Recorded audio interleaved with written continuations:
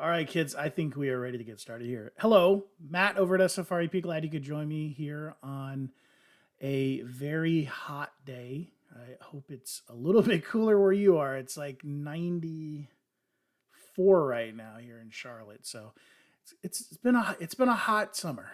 But I'm glad you could join me. We're going to be going over Appraise-It Pro today.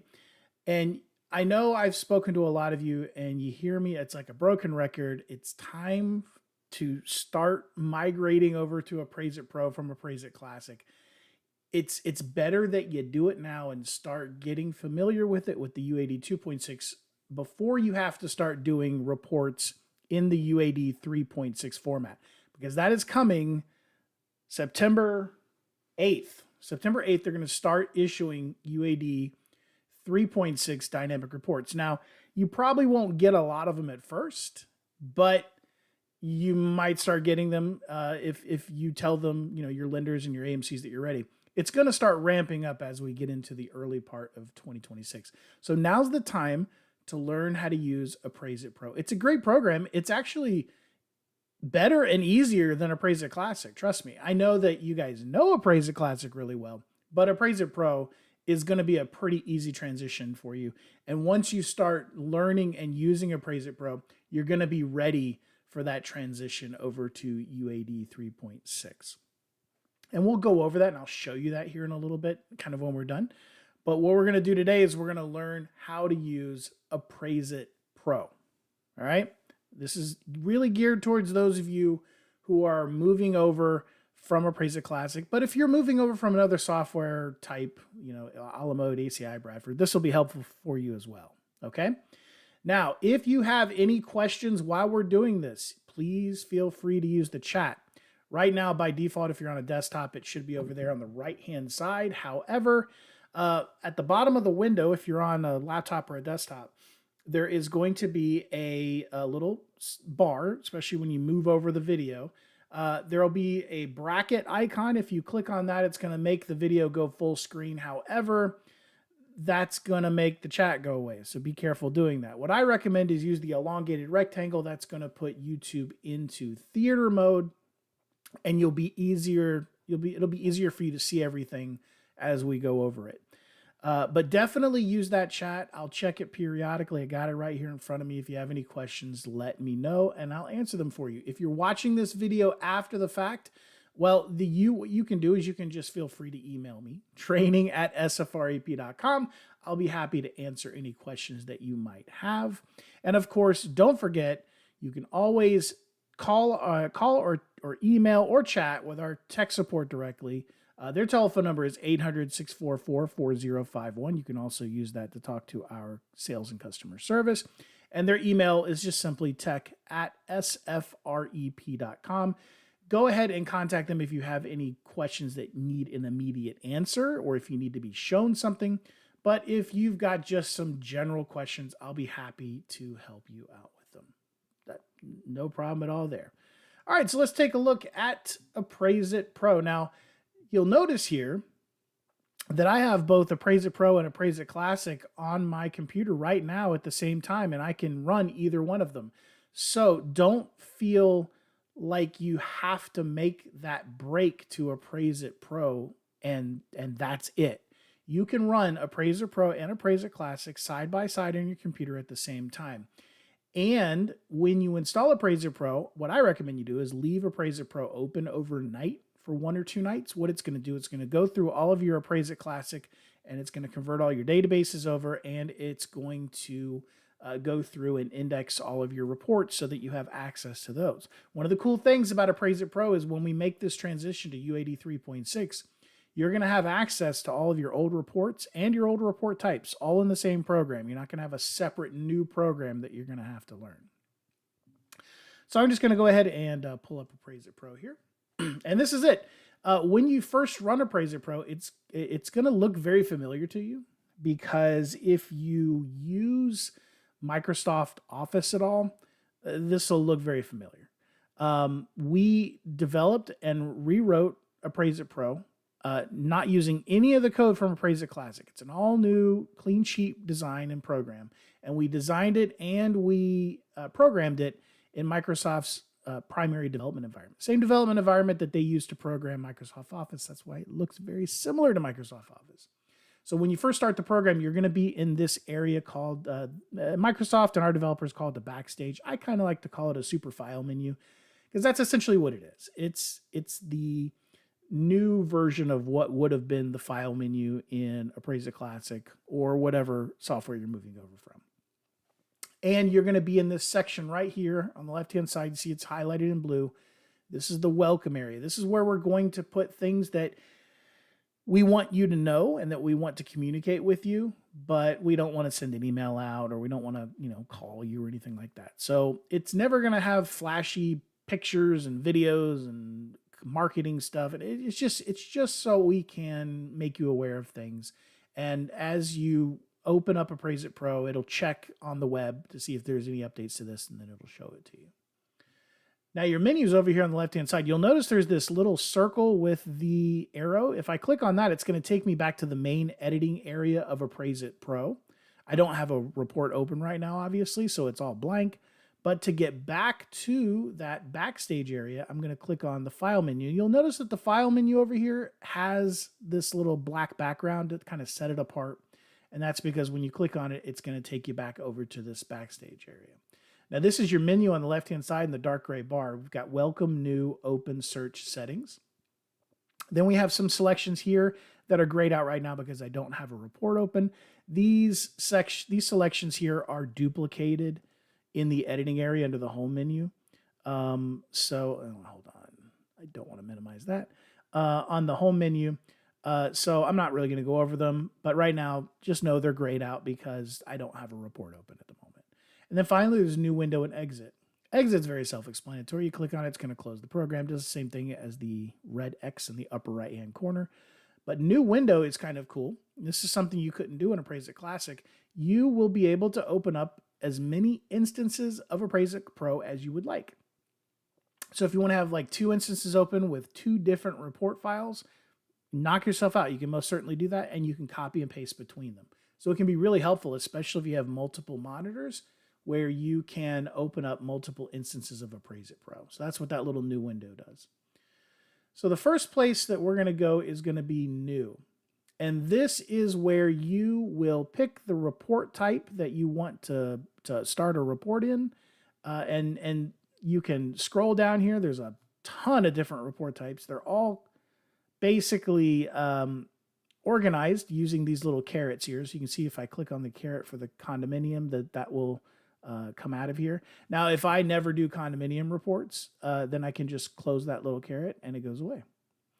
But if I'm looking for something, I can use this little search up here at the top, and I can just type in 2055, and that's going to show me all of the different 2055 reports that there are in Appraise-It Pro. And you can see that there are a lot, and it's the same report. It's just showing up in different categories. All right. So the 2055 is going to show up under frequently used because it's one of the reports that I frequently use. Plus, it's going to show up here under UAD 2.6. It's also going to show up under Fannie Mae and Freddie Mac. Same report, just showing up in different categories. Also, there's a non-lender version of the 2055 that's called the SFREP 2055. And then there's the old 2055 from, pre-2005, the 1997 version of it. Some people still use that for non-lender work. And then if I want to see everything again, I just click on the little red X, and now I see everything again. Now, you may have noticed right here, there's also a selection or a category for UAD 3.6. We'll go over that later, but that's where that's going to live. But the cool thing to know right now is that you will have both UAD 3.6 and UAD 2.6 side by side in the same program. With other software vendors, they're going to make you learn a whole new program. It's, web-based or whatever, and it's going to be a big departure from what you've been doing. We are making UAD 3.6 as easy to use as possible, and one of the ways we're doing that is by including it in Appraise-It Pro. But right now, we're going to concentrate on UAD 2.6. When I highlight one of these, for example, the 1004, but just by single-clicking on it, I'll have all of my templates over here on the right-hand side, and if I want to open up one of these templates, in this case, I've made these templates based on the town or the city that they're in. These are all suburbs of Charlotte where I live. I can just simply double click on them. Now, of course, you can make templates for whatever reason you want. If you're moving over from Appraise-It Classic, know that templates are the same kind. They're the same kind of as skeletons, but they're not. Under the hood, they're not. But the same reason for them existing is the same as skeletons. Okay, so you can open it up, and it's a report pre-filled out in any way you want so you can start your report. But we call them templates now. And what you need to know for right now, and I'll show you how to create a template in a little while, but what you need to know right now is a template is nothing more than a regular report that has been promoted to template status. All right? So I'll kind of show you how all that works here in a little bit, but just think of opening up a blank report, filling some stuff out, saving it as a template, boom, you've just promoted it to template, but all it really is just a report. All right. If I wanted to, I could just simply double click here to open up the Charlotte one, or you could create templates for different lenders, different neighborhoods, whatever you want. Or I could just simply highlight it like I've done now and click on create report. They all do the same thing. Now you'll notice there's one here called default template. If you come in here and either there's not a template created for this particular report type, or if I were just to simply double click right here on the 1004, it's going to by default open up the default template. Down here at the bottom, there's a little checkbox that says include suggested forms in the default template. That's checked by default, and what that's going to do is it's going to include things like the sketch page, the image pages you're going to need, some extra comps, things that you're probably going to need when starting a brand new report. But this only applies to the default template. Now you can uncheck this and it's just going to open up the bare bones, report, and then you can just add what you need to it. And that's going to be a key, by the way, if you're moving over from Appraise-It Classic. Something you're going to need to get into your brain is that there is a difference in the way that you build your report. And I'm going to go over that here in a little while, and I'll kind of highlight it when I get there so that you can pay extra close attention. But once you get that, once that gets into your noggin, you're going to realize everything's just going to click. And it's going to make more sense on how Appraise-It Pro works. It's the big thing that's different between Appraise-It Classic and Appraise-It Pro. And it makes more sense the way it's done in Appraise-It Pro. All right? You're just used to the way it's done in Appraise-It Classic. Coming back over here to this menu on the left-hand side, we're going to go to Open. All Open is, it's just like the file open in a regular Appraise-It Pro or Appraise-It Classic. You're probably not going to use this all that much except for these recent report list here. And so if you're looking for a report that you did 2 or 3 days ago, you don't have to go search for it. You can just come in here to Open, and it'll be in the reports list, a couple of ones down from here, and you can just simply double click to open it up. So it's just a quick way to see what you've done in the last few days. What you might end up using is over here on the left-hand side under report. Open a report, you're not really going to use that. You're probably going to search for a report, or you'll go into Windows, find it in a folder somewhere and double click on it, and it'll open it up in Appraise-It Pro. But the cool thing I will tell you is that Appraise-It Pro opens up both new Appraise-It Pro reports, old Appraise-It Classic reports, and MISMO XML files, just like their regular reports. So whether you have a whether you have a friend that you kind of work with or collaborate with, but they use a la mode or something like that, they can send you their MISMO XML file, and then you can open it up as if it's a report, and it just opens up in Appraise-It Pro, and then you can share reports that way with somebody who's not even using Appraise-It Pro. You can also open up a classic report. Once again, you probably won't use this. But it's here because it kind of needs to be. But I'll show you how you would open up an old classic report. You're probably going to search for it. And then open up MISMO document. That's what I was just talking about. You can open up a MISMO XML. But I'm going to tell you right now, if you just go to open report, no matter what you select, it's going to open it up. There's also open template and open classic skeleton. You're probably never going to use this right here because your templates, you're going to deal with those in the new menu. But open classic skeleton, why is this here? We made the decision early on after testing with your colleagues, with customers. This is a couple years ago, back in 2019. Not to convert your custom skeletons over from Appraise-It Classic. There's two main reasons for this. One is that a lot of people had old, skeletons they weren't using anymore. They were kind of dirty. They didn't make much sense anymore. And then it was converting all that stuff over, and then they had to go through there and weed out and look at what got converted over. There were people that didn't even know they had skeletons dating back to like the early 2000s, late 90s. So we didn't want to do that. The other reason we didn't want to do it is because in creating new templates for yourself, you're going to get one, nice clean templates to deal with, and two, you're going to learn how to use Appraise-It Pro quicker by doing that. Now, we do understand there are going to be some skeletons that you had that were really complex and that you don't want to redo them from scratch, and that's why we have this here. You can open up Classic Skeleton, or tech support can help you with this. It'll convert your skeleton over, and then you can go through and clean it up. Search. This is a exclusionary search, kind of similar to the file index in Appraise-It Classic. The way this works, the more information that you type in here, the more targeted your search results are going to be. So for instance, if I just put in here North Carolina, and let's say I'm only licensed in the state of North Carolina, or only certified in the state of North Carolina, well, if I hit search here, I'm going to get a ton of reports that are going to show up. Now, I don't do appraisals on this computer. This is for testing and demo purposes only. So I've only got 3 here. But if I was, doing active appraisal reports, there'd be a ton of appraisal reports showing up here. But if I said, all right, well, actually, I only want to see the ones that are in North Carolina and in zip code 28226. Now I do a search and I only get 1. You would have more than this, obviously. But now I've narrowed down everything to just a couple of reports. If I do appraisal reports in North Carolina, there is no reason for me to even have this in here as a search term. So what I can do is I can just click on this little trash can icon, say yes, and it'll delete it out of there. And I can clean this up and kind of narrow it down to only the ones that I use. Of course, you can add them back in if you need to later on. But if I, said, okay, I want ones that are I want ones that are in Charlotte, in Mecklenburg County, in a certain census tract, or maybe a partial street address, I can fill those out and I can get more and more targeted results. I'm going to clear all this here, though, do a search, and these are all the ones that I have in here. And you'll see when I click on them that it will give me the front view photo.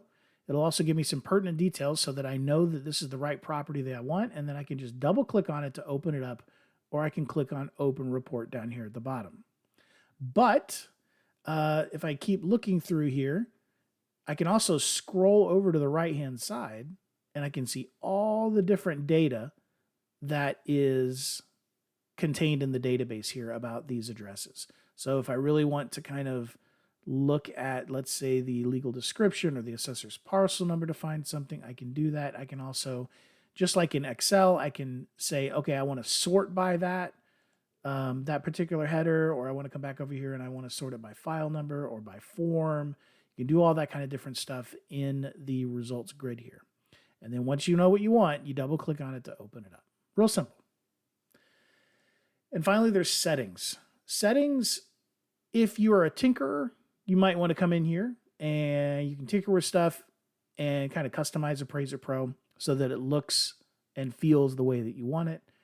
If you're somebody who's a little bit shy about doing things with computers, you don't want to mess something up, maybe only come in here when we have one of the tech support people on the line with you. But you can come in here and you can change folders around. You can, talk about how you can do some settings on how images are optimized, which means how they're compressed. You can come in here, and if you need to do a proxy setting, don't do this unless you know what you're doing. But this is for like people that work for a bank and they're behind a firewall and need to do that. Ways of, printing is done, how the editor functions. You can do the different colors and everything. You can change them from default. So pretty much anything and everything you can do in here to kind of make Appraise-It Pro specifically for you. All right. So let's do some of the more fun things now. Let's see Appraise-It Pro in action. So what I'm going to do here is I'm going to open up a blank 1004 just so we can kind of see everything. We can see what we're doing a little bit easier. So I'm just going to simply double click here. And here we are.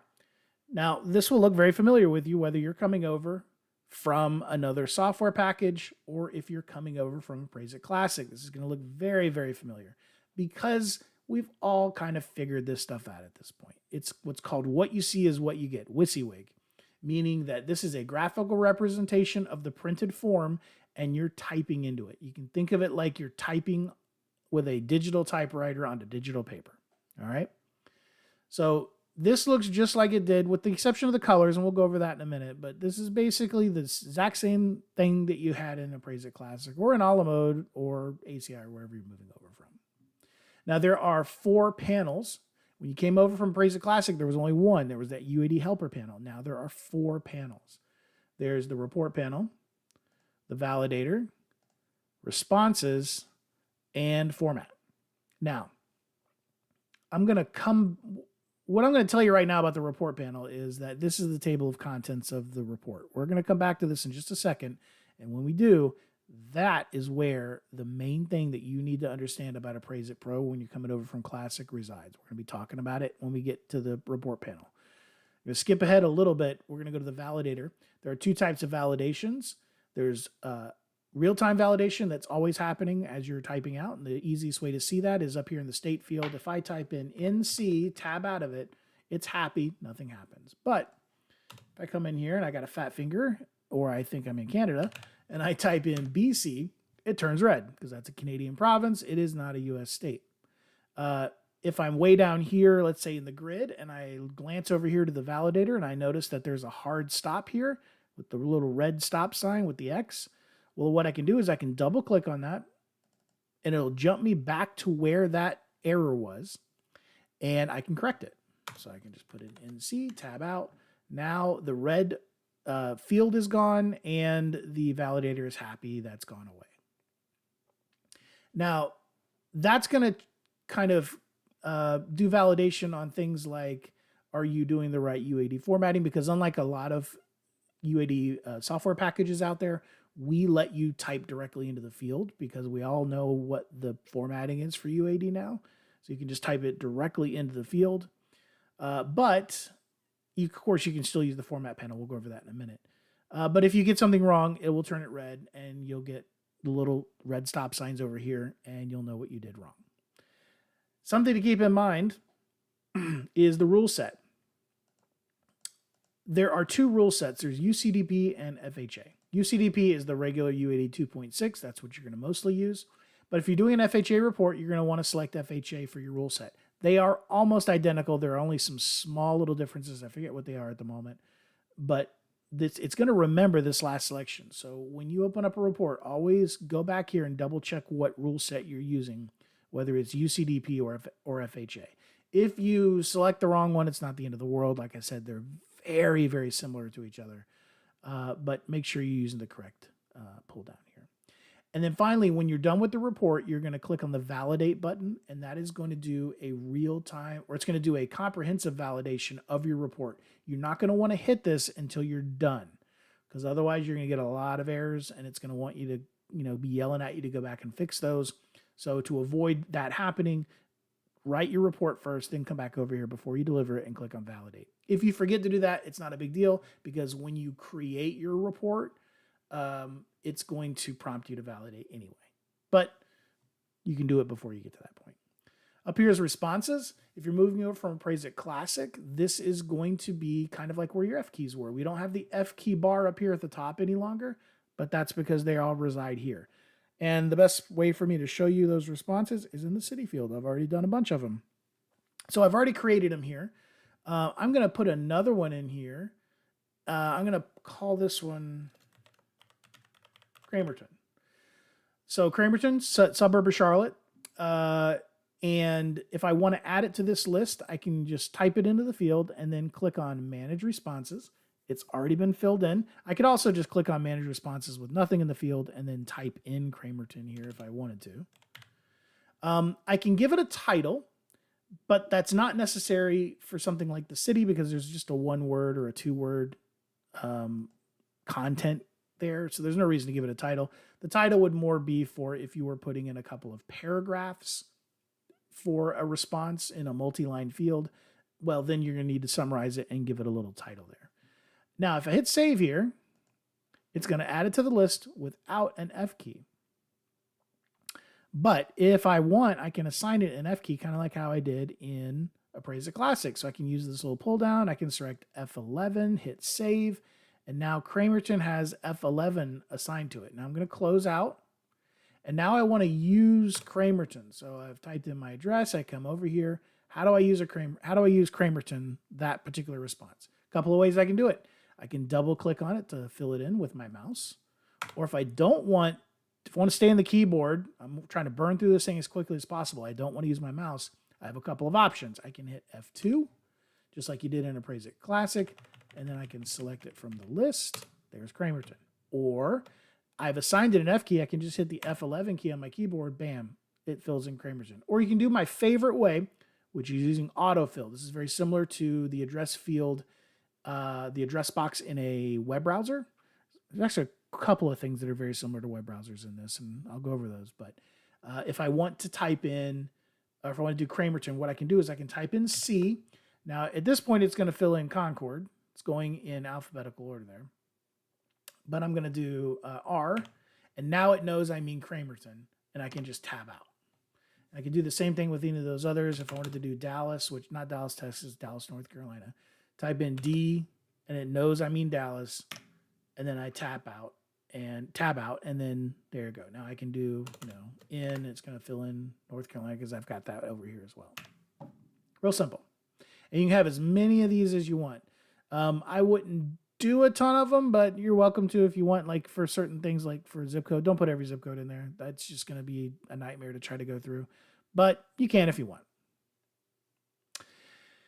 And of course, you can delete a response. So if I don't want Cramerton in there any longer, I can click on it, click on delete response and say yes. Now, earlier I said there are 4 panels here. There's actually 5. One of them is a little bit hidden, and that is the help panel here. The reason that this is kind of hidden is that most of you are not going to need this. But what it is every single field has a little write-up about what's supposed to go into that field. This is going to be really important if you have a trainee that works for you. They're just getting started. This will guide them in what needs to go in each of these fields. And it's just tabbed over here with the responses panel by default. And then finally, there's the format panel. Now, right now, where am I? I am in the property address field. This is not a UAD field. This is not a formatted field. So all I have over here is I have a color key. And so you can see here, light blue is an inactive field, gray is the active field, and then green is a formatted field. And what that means is, let's go down here to the grid. If I come over here into one of these green fields, let's say for location, now I have a panel with drop-down menus that I can fill out because I got to get that UAD formatting just right. So I can do, this is very similar to what you had in Appraise-It Classic. I can say beneficial, the location type is waterfront, other location type, golf course, hit apply, and there it goes. It's put in the proper formatting there. Now, a lot of you know what that formatting is already, and you're welcome to go ahead and type directly into the fields if you want, but if you get it wrong and you tell out, it's going to turn red. So you can use that format panel to fill things out. If you're coming over from another software package, the reason we did it this way instead of having a little drop down or a pop-up was to keep it out of your way, because our customers really like to be able to just type directly in there, and speed is big. They just want to keep burning through it. So we put it over here on the side so it's out of your way. It's there if you need it, but it's out of your way. And of course, you don't have to hit apply. If I put in here beneficial waterfront, and then I hit, and then I just simply move out, or I tab out of the field. Let me do that again. Beneficial, we'll say waterfront. No, that's right. You do. You have to either hit apply, or you can do F12 on your keyboard, and it'll jump out of that field for you. Okay. We do have a question. Katie says, will Appraise-It Classic be discontinued, unsupported, not supported in the future? If so, is there a set date? I have a major lender client who doesn't require UAD reports. If you're not going to be doing UAD reports, so if you're not going to be doing reports for right now, Fannie and Freddie, and later on VA, FHA, etc., you just do non-lender stuff, then yeah, you can still use Appraise-It Classic. We are not going to support it any longer, though. As far as the date, it's going to kind of just wither on the vine. You can still continue to use it through this year and into next. Just understand we're not going to be making changes to it. It's not going to just magically stop working, but we're not going to be making changes to it any longer. All new features and things are going to be added to Appraise-It Pro. We're kind of moving on from it, but we're not going to kill it and make it so it doesn't work anymore. Unless we were 2 years from now to find out that there's some kind of terrible security vulnerability in it and it's dangerous to use it. I don't think that would be the case, but then we could kill it. But we don't have plans to do that. So its demise is going to be dictated by the market, which is having to move on to the UAD 3.6 dynamic forms. And we will be eventually introducing dynamic form non-lender stuff, because I think a lot of non-lenders are going to want it as well, because the new form is just so much easier to read. I can't tell you, for clients, for buyers and sellers, it's going to be so much easier for them to be able to read those reports. So I think that the market's going to start dictating, hey, even non-lender work, we want these new forms because they're just far superior. All right, now I'm going to go, but we're going to jump back over here to the report panel, because this is where I need you guys to pay attention. This is the biggest change between Classic and Pro. Up until this point, it's just things are in a little bit different place. Now, here's the big concept change. In Appraise-It Classic, when you would start a new report, that report would, you would essentially go to the contents menu, select things from the list, kind of like a buffet. You would just, whatever you needed, you'd kind of use it. And then you would build the report at the end of the process when you were ready to deliver it. That's kind of not the really great way to do it. It doesn't make a lot of sense. For people who are coming from another software vendor, that's going to seem very alien to them. For you guys, it makes a lot of sense because this is what you've always done. In Appraise-It Pro, we move to the way that, the better way of doing things. And that is, you're going to build the report at the beginning and as you go along. And you're not going to put anything in that report that you're not going to be using. This has some big advantages. One, you're going to be able to look at this report panel and instantly know what's in this report and where it is. And you'll be able to go back to old reports and know what you sent to your lender, because this is going to be in the order that you sent it to your lender or AMC. Now I'm going to use, by the way, these panels are completely adjustable. So I'm going to adjust it down a little bit, make the validator smaller so you can see it a little bit better. This is the table of contents for your report. And in UAD 2.6, it is not like this in UAD 3.6, but in UAD 2.6, you have full ability to customize the order of the report. So if you love to put your location map at the beginning of your report, well, all you got to do is click on location map and keep clicking and just drag it up here to the top. And there you go. There's your location map. You can reorder this into whatever order you like. So click, drag. If I want the sketch right after location map, I can click and I can drag it up there. Let's say I don't need a flood map for this particular report. You know, it's up on a big hill. That is not a problem.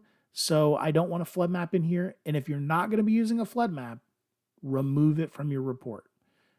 Keep things tidy, because you want to be able to look at it. It's not going to be the end of the world if you don't remove it, but you want to keep things tidy so that when you look back at this report 3 weeks from now, you'll know instantly that there was no flood map in this report.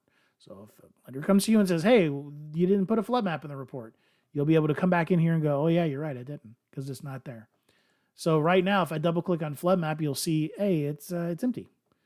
By the way, you'll notice these little tabs up here at the top. This is the other way that it's kind of like a web browser. When you open up new items, they're just in tabs up here. And if I close one of these tabs, it doesn't remove it from the report. You're just not looking at it anymore. So flood map, there's nothing there. I'm not going to be using it. So I'm going to click on remove. I'm going to say yes, and boom, it's out of there. But if I realize that I actually did that in error and I would need to add it back, I can come up here, click on add. This is going to bring up the add remove forms dialog here. And I'm searching in addenda, and I can just type in flood. There's my flood map. It's showing up 3 times because there's a flood map under flood map, or there's a flood map under maps. There's a flood map under frequently used because I use it a lot. And there's one under FEMA, but that's the standard flood hazard determination form. It just has the word flood in it, so it shows up. Now, if I want to add this flood, I can just simply double click on it and it will tack it onto the end. Or I can click and drag it where it needs to be. So if I want it to be right after location map, I just click and drag flood over there, and there it is. And if I need to, I can put it elsewhere or put it back up there. This is just a representation of what's over here, but I'm making changes over here that are not being made over here yet. So I'm making my changes that I want, I can add other things if I want to come in here. Remember COVID? So there are these COVID forms in here. We're not using them anymore, but if I needed to, I could click and add that in as well, put it right there. Once I've done with all the changes and I've added everything I want to add, I click on save and close. And there they are. There's the flood map. And then that COVID one is down here where I put it. And then if I don't need it anymore, remove, yes, and now it's gone. You also see this rename here. This can be handy. Let's say I added some general photos. These are general photos right here, 3 per page. All right. Legal form, 3 per page, 3x5 photos. That's very cryptic. I don't know what the heck that is. When I come back here 3 weeks from now, I'm going to have to open that up to know what's in there. But what I can do is I can rename it, and I can say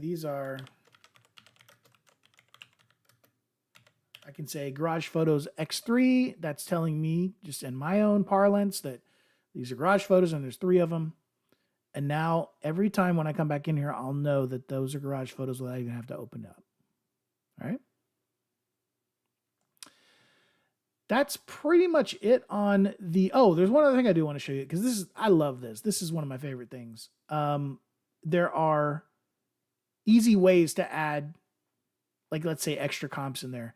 You could do it the way I just showed you by opening up this little add remove, and I could type in comp, and there's all my comparables. But the really easy way to do it is right now, of course, comps 1 through 3 are in the main body of the report. And then comps 4 through 6 are an addenda or addendum. Well, what if I wanted to have comp 7 through 9? All I got to do is click on the little plus here, and it's going to add now comp 7 through 9, and it's going to add the comparable photos 7 through 9 as well. And then if I want to, I could just remove those. But now there's 4 through 6, and then there's 7 through 9, and then I could add more. There's 10 through 12. Just keep adding them as you need them. All right.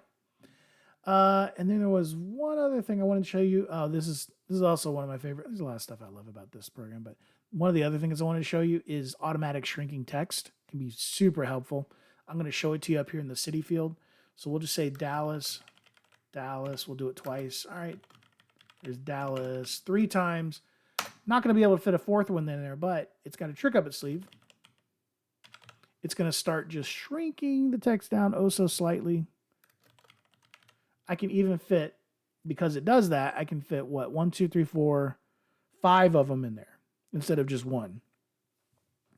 Now, if I keep going, it's only going to go down so small. It's run off the edge. But I was able to get 5 of them in there. There's a setting where you can set how small it's going to go. But even there, you'd be a little hard-pressed to really notice that, well, with 5 of them, you can definitely notice that it's a little bit smaller than the text over here in the state. But if I only go to 4 of them, it looks very similar. It'd be hard-pressed to be able to tell that these actually shrank down. Now, that's only somewhat helpful in the city field, but if you were to do this in a multi-line field, maybe like a whole paragraph worth down here, well, now you can fit, because you got more space to shrink the text down, now you can fit like an extra sentence or 2 in there before you have to trip over to extended comments.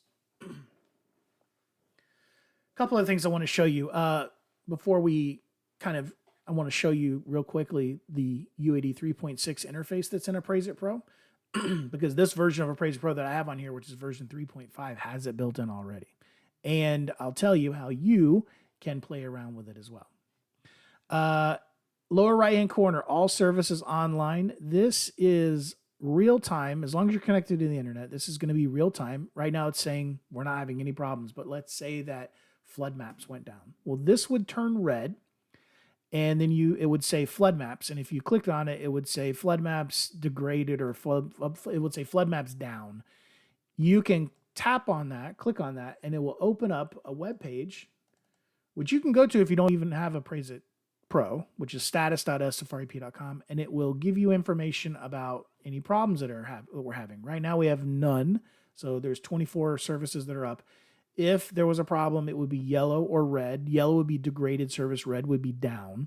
And then what it'll do is it'll tell you, okay, well, that's down, and we think it'll be back up in the next hour. Here's what the problem is. We're also going to still continue to post it on Facebook and Twitter and places like that. But if you're not in our Facebook group, the Appraiser Exchange, definitely be there. If you want to get added to it, or if you want more information about it, just email me, training@sfrep.com, and I'll send you a link and you can join. But it's a great place where you can talk to other SFREP customers about appraising stuff, and we also put stuff in there for you guys to see and know. But anyway, if this turns red, you'll know that something's down. So if you're having problems with street maps and you glance down here and you see that it's red, you don't even have to call us. Now we've told you, yeah, we know it's a problem. We're working on it. You can click on it for more information. So it saves you having to make that phone call. Also under support, we've got what's new. So you can see what's new in this particular version of Appraise-It Pro. This is the same thing. This is the same thing that's down here. You've got check for updates if you want to manually check for any updates there may be. You can send us feedback. This is not for tech support, though. This is for if you've got a suggestion, or if you don't like something and maybe you want us to change something, you can use this send feedback. You can refer a friend. You get a free month of Appraise-It Pro for every person that you refer to us. So if you refer 12 people in a year, you've got software free for a year. There's also about, and then, registration. This is probably stuff that you're going to do when you have one of our tech support people on the line with you. But over here under technical support, you've got your knowledge base. If you want to read some articles about different topics, you've got the chat support, email support, and then these are the things that'll let us log into your computer with your permission. And then our socials are over here on the right-hand side.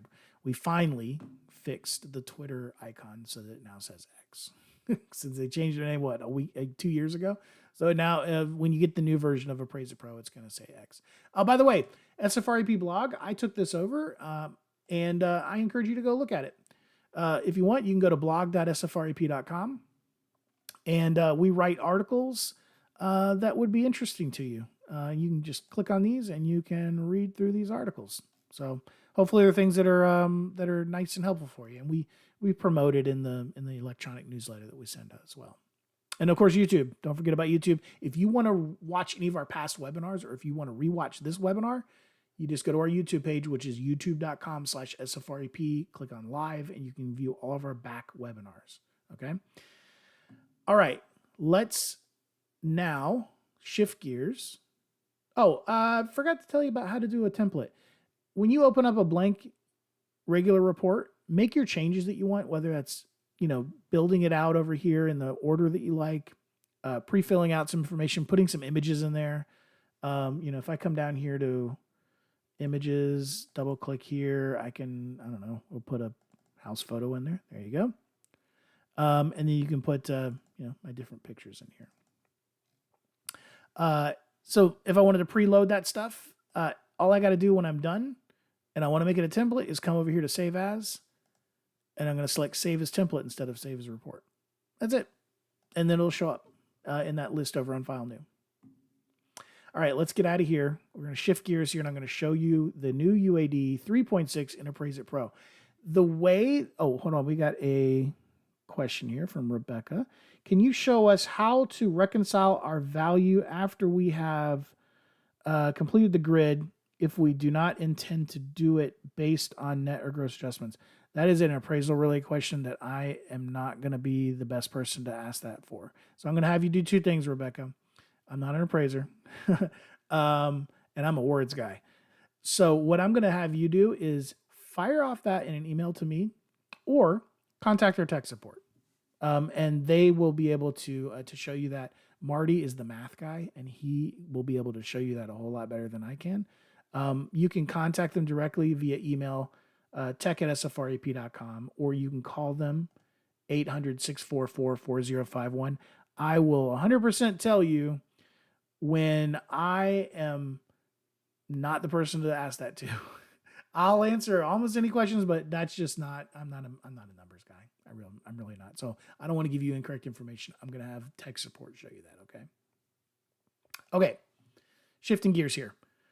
We're going to go to, we're now in new UAD 3.6. I used the little caret to expand that. You'll notice, now you've probably been hearing the UAD 3.6 is this dynamic report, and it's the report to end all reports. You only got one report now, and it's going to change depending upon what you put in it. That's not entirely true. There are two other reports that are part of UAD 3.6, and that is the completion report and the restricted appraisal update report. They're basically the reports that replace the 1004D. Okay, they're your update and completion reports. Pretty self-explanatory. We're not going to go over those right now. I'm going to show you the URAR. This is the UAD 3.6 dynamic report URAR. We're going to double click, and here it is. Now, here's what's cool about what we're doing in Appraise-It Pro. I encourage you, and how many times are you going to hear, have you ever heard a person say, hey, go look at what our competitors are doing? But I'm going to tell you right now, I'm going to encourage you to go see what ACI is doing. Go see what Bradford's doing. Go see what Alamode is doing. What are they called now? It's not CoreLogic. Cotality, I think is what it's called. Go see what they're doing. And then see what we're doing. Because I'm really proud of the way we've done this. Bradford and ACI chose to do what I would best describe as a wizard format. So a wizard format would be, you start the process, and there's a defined kind of next progression. First panel is going to ask you some questions, and you're going to click next, kind of like TurboTax. You're going to get next. You're going to fill in some information. You're going to click next. And then it's going to generate the report at the end. And you're really not going to know what the report's going to look like until you get there. Now, ACI is doing the same thing. It's web-based, but ACI does let you generate a print preview of the report, but it takes a while to do that. But you're not filling out a graphical representation of a report, which is what you guys have been doing for decades. So when we made this new interface, we wanted it to be as simplistic for you guys as possible, because we wanted you to be able to feel comfortable and it be what you've been doing in the way you've been doing things for decades. All right. So keeping that same paradigm, you're going to be filling out a graphical representation of the final report, just like you've been doing in Appraise-It Classic or whatever program you're coming from. Now, this is not 100% what the final report's going to look like, but it's pretty darn close. And when you're filling this stuff out, there's a lot less narrative stuff, and there's way more checkboxes and pull downs. And that's to pigeonhole you into doing things in a certain way so that it's going to generate a computer readable version of the report that they can then process on a server instead of having a person actually sit there and look at it. They'll kick it to a person if it needs to. But this is essentially accomplishing what all of those cryptic abbreviations did in the UAD 2.6. So you've got pull down menus here. You can select that. You got check boxes. Now you notice when I check this yes, what happened down there? Was there property data used in lieu of, was a property data report used in lieu of an inspection? I say yes. And then it's got the property data report stuff that comes in down here so that I can fill it out. If I go to the sales contract section, you can really see it. Right now, there's no sales contract in this report. There's no sales contract information in this report. So it's just a page that says, is there a sales contract, yes or no? Right now it says no. When I say yes, now the sales contract starts filling in. So these things will just fill in and the report morphs into what it needs to be based on your selections and your choices. So contract price, we can just say 500,000. And then it's going to want a contract date. I could type in the date directly if I wanted to, or I can use a date picker here. Maybe I know it was back on July 1st. Transfer terms. This was, let's say, a short sale. And that's how you're going to be filling out a lot of this report, is just using pull downs and checkboxes. Now, when you need to do some actual typing, these text fields are really cool because they're kind of limitless. So if I type in here, I just use this as demonstration text. I always have from back when I was doing software testing. So now what I'm going to do is I'm just going to start copying and pasting it to get more text in here. But look what happens. The actual field just keeps getting bigger. Now, there are technically character limits on these fields, but the GSEs have designed it so that the character limit is so high that you should never run into it. So say what you need to say and do it to your heart's content. Remember, in the UAD 2.6, I said that you guys could order the report in any way that you want. You can't do that in UAD 3.6 anymore because they want everything in a specific order so that a report is a report is a report, whether you did it or a colleague did it or someone using a la mode did it or someone using Bradford software did it. They want it to look the same no matter what when it gets to a human who's going to read it. So the sketch is always going to be here. The market information is always going to be here. The rental information is always going to be here. So you can't move this around anymore. But if you don't fill something out, let's see, like if I go to the cost approach right now, there's no cost approach in here. So it's basically, we're back to that cost approach, yes or no. So if I don't include a cost approach in this, then it's not going to be in the final report. So when I say no here, then it just gets excluded. It'll still show up here, but it's not going to be in the final report that gets sent off. But as soon as I do yes, boom, there's your cost approach. And now all that information is going to be filled in. The validator still kind of works the same, and responses still work the same. Come back over to subject property, street address. We'll do 10949. This is my old household. This is my old house that I grew up in. So I don't care if you guys know it. City is going to be Charlotte. So once again, I can just come over here, double click. It's going to fill in Charlotte. State, NC, or I could just type in NC. Zip code 28226. Unit identifier, I don't know. Unit 55. Alternate physical address, no. County. It's just like filling out the old report. So it's going to be very similar for you guys. So if you're on another software vendor right now, if you're on ACI, come over here and you don't have to relearn. You have to relearn a new piece of software, but you don't have to relearn the entire way that you've been doing reports for 25 years. For those of you who are on Appraise-It Classic, get to know Appraise-It Pro right now using the UAD 2.6. And then when you got to make that transition over to UAD 3.6, it's going to be easy as pie for you guys. So you being an Appraise-It Pro user, it's going to be way easier on you guys than it is going to be on somebody who's using ClickForms and has to learn their Nighthawk software, which is completely different. And remember that you are going to be doing UAD 2.6 reports and UAD 3.6 reports for the next year and a couple of months. So the cool thing is that with Appraise-It Pro, you're going to be staying in the same software. You're not going to have to go to another software to do the new UAD and then come back to Appraise-It Pro to do the old UAD. Or if you've got, you have to use one software for the new UAD 3.6, and then you got to go back over here to old ClickForms or old WinTotal or whatever it is to do your non-lender work. It's all going to be under the same roof. All right.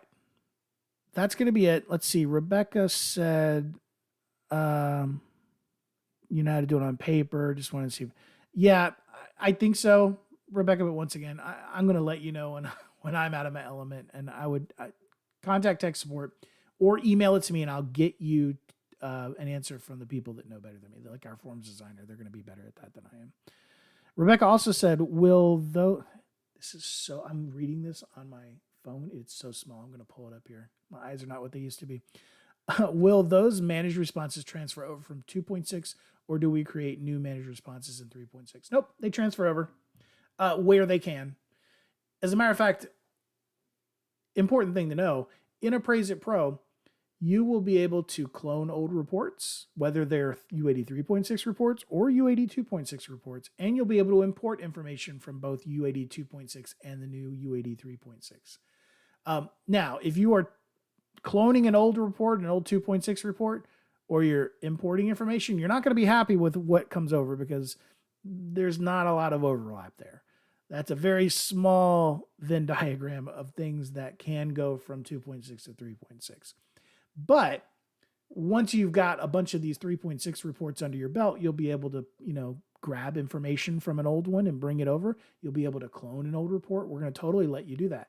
I know for a fact ACI is not letting customers do that. They're not letting them use templates, no templates at all. And you can't clone old reports. I don't know about Bradford. I don't know about Alamode, but Alamode is doing what we're doing for the most part. Very similar. So I would assume they're going to let you do that, but I don't know for sure. But essentially there are 4 software vendors: Alamode, us, Bradford, ACI.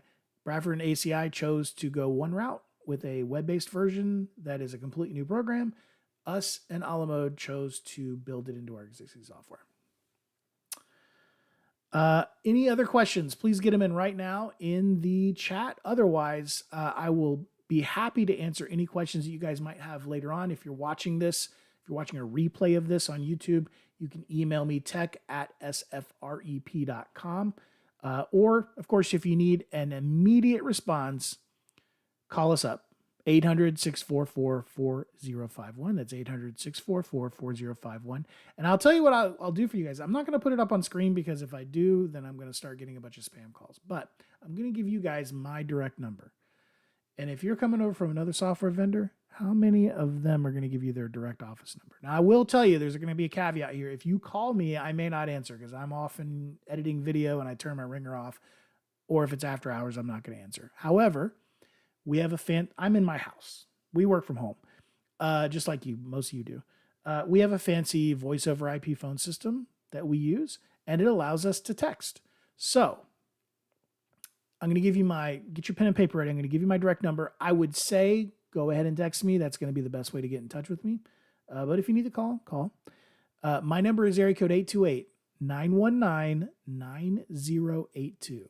That's 828-919-9082. You can also email me directly, Matt, M-A-T-T, at SFREP.com. Now, if you send it to that training email, it'll go to the same place. So you can use either of them, training or Matt at SFREP.com, and I'll be happy to answer any questions that you might have. I think that's all that we have. I hope all of you stay cool out there, because you guys got to go out in this soup. And if you're in the Southeast, it is nasty. It's just gross. It's I don't like it. So hopefully you're in the Pacific Northwest or up in, I don't know, in the upper Midwest. It's going to be a little bit cooler. But if you're in Florida, if you're in Georgia, if you're in North Carolina, South Carolina, Tennessee, I feel for you. It's gross. Matter of fact, it's now 95 degrees. So it's gone up. So stay cool out there, stay hydrated, drive safe, and we're going to see you guys next time. Remember, you can go to training.sfrep.com to see our training calendar. We do at least one training every week for the most part, unless I'm going to be out of town. So you don't have to sign up for them. It'll give you the link and you just show up, and then we archive them all on youtube.com/SFREP. Thank you so much, and I hope all of you have a great rest of your week. Bye-bye.